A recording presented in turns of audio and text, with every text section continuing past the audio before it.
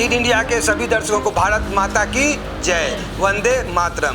दोस्तों, अभी रवि भैया और मीला भाभी के घर में हम आए हुए हैं गणपति बप्पा के आशीर्वाद लेने के लिए। आज हम इन जानने के लिए आए हैं कि गणपति का महोत्सव चल रहा है और बीएमसी के रोड पे आज पानी भरा हुआ है, गटर पे कचरा फेंका हुआ है, गटर के ढक्कन खुला हुआ है। ये अव्यवस्था किसने फैलाई, ये क्यों हुआ है, किस कारण से, कौन जिम्मेवार है? सर्वप्रथम आप सभी को जय श्री राम। और रवि सनातनी के हमारे मित्र रवि सनातनी के इनके जो न्यूज़ चैनल है रवि लीड इंडिया प्रेस, उसको बहुत बहुत शुभकामनाएं। भविष्य गणपति बप्पा से मैं प्रार्थना करता हूँ कि उनका चैनल दिन दूना रात चौगुनी बढ़ता रहे। और बात आपने किया है कि बीएमसी की 2017 में चुनाव हुआ था बीएमसी का, 2022 में 5 साल हो गया। उसके बाद से बीएमसी खुद काम कर रही है। एक्चुअली में देखा जाए तो बीएमसी के अधिकारियों में नियंत्रण करने वाला कोई है नहीं। क्या होता है, एक प्रतिनिधि जब चुन कर आता है जनता द्वारा और वो अपने क्षेत्र में बैठा रहता है और काम करता है, तो उसका दबाव रहता है बीएमसी के अधिकारियों पे। बीएमसी के अधिकारी मनमानी करते हैं, साफ़ सफाई नहीं है, गंदगी है, सब जगह चल रही है सब। सर, पिछले कुछ दिन पहले भी बीएमसी नहीं थी, यानी बीएमसी के कोई वार्ड मेंबर्स नहीं थे, फिर भी सुचारू तरीके से इतने अतिक्रमण, रोड पे कचरा और इतने ढक्कन खुले हुए और पानी जल जमाव जैसी व्यवस्था है ऐसी नहीं देखी जाती थी। लेकिन अभी जिस वार्ड में अभी हम हैं तो पब्लिक कहाँ जाए, किस पे भरोसा करे? मैं कहना चाहता हूँ कि बीएमसी के अधिकारियों को नियंत्रण करने वाला कोई चाहिए। जो जनप्रतिनिधि होता है, जो चुन कर आता है और बीएमसी के अधिकारियों पर नियंत्रण रखता है। उनके मन में एक डर रहता है कि अगर हम काम सही नहीं करेंगे तो जो जनप्रतिनिधि चुनकर आया हुआ हमसे आगे झगड़ा करेगा, हमारे जनता के हक के लिए लड़ाई लड़ेगा और उनको मजबूरन होकर काम करना पड़ेगा। तो इसलिए बीएमसी की मनमानी चल रही है। आपने देखा होगा कि गटर भर जा रहे हैं और सड़क पर ज़रा सी बारिश आ रही है, पानी भर जा रहे हैं। तो इसका उपाय जल्दी हो जाएगा। और यहाँ पे अतिक्रमण ही एक मुख्य समस्या है, जो लोग गाए बजाए कुछ तो डर के नहीं बोलते हैं और कुछ लोग पक्षपात करके जो भाई मेरे पार्टी के लोग ही तो कर रहे हैं तो हम कैसे बोले। अतिक्रमण तो यहाँ बांग्लादेशी बहुत ज़्यादा हो गया है, हिंदुओं लोग भी करके रखे हैं। सर, वहाँ का पार्टी कार्यालय खुला हुआ है, एकदम बड़े बड़े झंडा लगा हुआ है पार्टी कार्यालय। सर, आप सिग्नल पे कभी का राउंड मार के आइए, आप तो राउंड मारते ही होंगे, आप भी सर नज़र आँख दबा रहे हैं। अतिक्रमण किसी भी पार्टी का हो, मैं भारतीय जनता पार्टी किसी का नाम नहीं लूँगा, मतलब किसी भी पार्टी का नाम नहीं लूँगा, लेकिन अतिक्रमण करने वाला दोषी है, उसके ऊपर एक्शन लेना चाहिए, उसका टूटना चाहिए, वो सब होना चाहिए काम।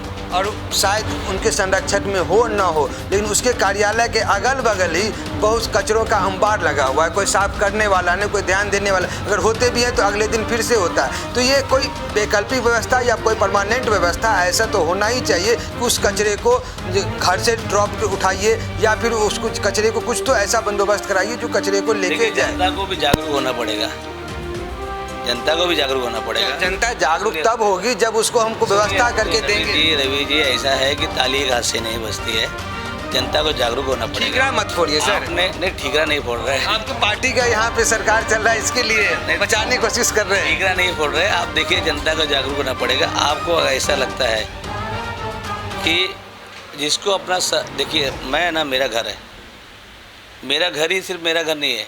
मैं जिस गली में रहता हूँ वो गली भी मेरा घर है, जिस क्षेत्र में रहता हूँ वो क्षेत्र मेरा है, जिस नगर में रहता हूँ नगर भी मेरा घर होता है। तो मेरी जवाबदारी है। अब सरकारी वाहनों पे लिखा होगा, आपने लिखा हुआ है, सरकारी स्थानों पे लिखा होगा, या सार्वजनिक जगह है या जनता की आपकी निजी संपत्ति है, इस पर ध्यान रखें। तो सड़क भी जनता के पैसे से बनती है, जनता के टैक्स से ही बनती है।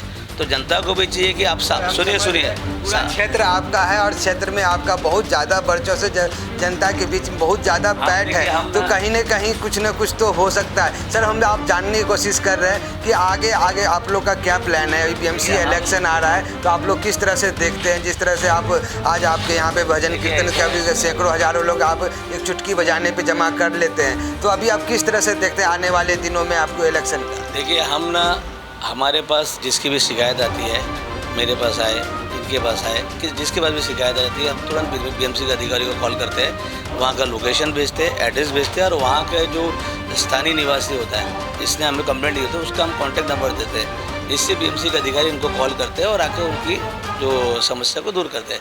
हम प्रयास करते हैं कि जितना हो सके लोगों को तकलीफ ना हो।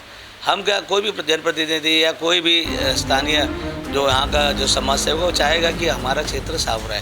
हम पूरी कोशिश करते हैं कि जहाँ तक हमें शिकायत है कि तो हम पूरी कोशिश करते हैं उसको ठीक ठाक करने की। अच्छा, अभी राहुल गांधी आप लोग पे आरोप लगा रहा है कि वोट चोर गद्दी छोड़, वो जो बोल रहे हैं वोट चोरी किए हो और गद्दी छोड़ दो, तो क्या सही में आप लोग वोट चोरी किए हो? अच्छा, नया जोक आया है। अभी वो आलू से सोना बनाया और एक में से दो बच्चा और पता नहीं क्या क्या।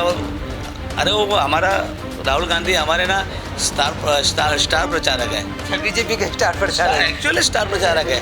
आपने देखा होगा जिस राज्य में राहुल गांधी जी ने प्रचार किया है, देखिए मैं उनके जैसा हमारे माता पिता ने हमको संस्कार दिया है, किसी को भी दो तो मान सम्मान दो। उनके जैसा नहीं है कि देश का प्रधानमंत्री, जो हमारे देश के प्रधानमंत्री देश के है, मेरे अकेले के नहीं है, 140 करोड़ जनता के प्रधानमंत्री है, जिसको पूरा विश्व सम्मान करता है। और राहुल गांधी उनको अपमान करते हैं, उनको अपशब्द कहते हैं, उनको बोलने का तरीका नहीं है।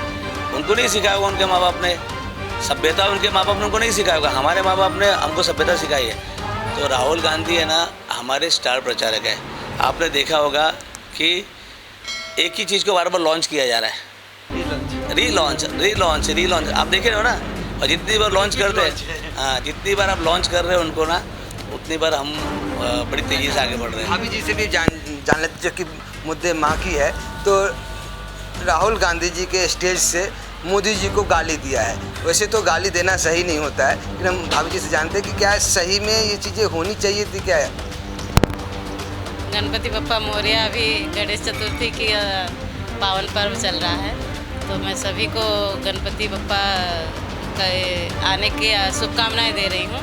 तो मैं ये बोलना चाहूँगी कि हमारे संस्कार तो है नहीं किसी को गाली देना, किसी को अपशब्द बोलना, वो कोई भी हमारा दुश्मन ही क्यों ना हो, लेकिन एक पद पे बैठे हमारे देश के प्रधानमंत्री नरेंद्र मोदी जी हैं, उनको अपशब्द बोलना तो ये तो कहीं से भी नहीं होता। और आप भी कोई पद पे हो और वोट जो चोरी का वो सब कर रहे हैं, ये तो गलत है। वो भी 2 जगह सांसद बन के आए थे और सामने वाले को चोर बोल रहे हो, तो फिर भी आप चोर हुए ना, जब जीते हो वोट से ही जीते हो ना।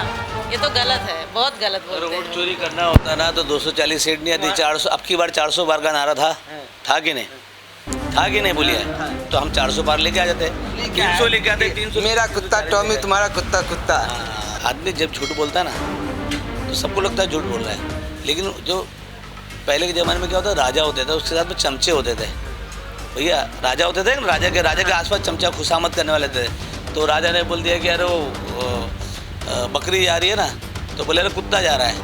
अब तो चमचों को मालूम है कि बकरी जा रही है, लेकिन राजा बैठा हुआ है और उनकी पगार किस लिए रखा गई है? चमचागिरी करने के लिए, खुशामद करने के लिए।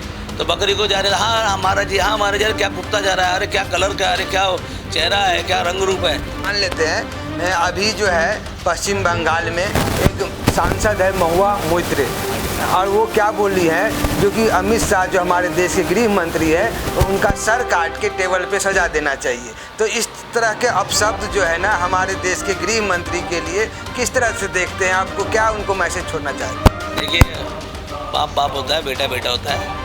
अमित शाह जो अमित शाह के बारे में बोल रहे हैं ना, माननीय अमित शाह के बारे में, उनका बाप है अमित शाह।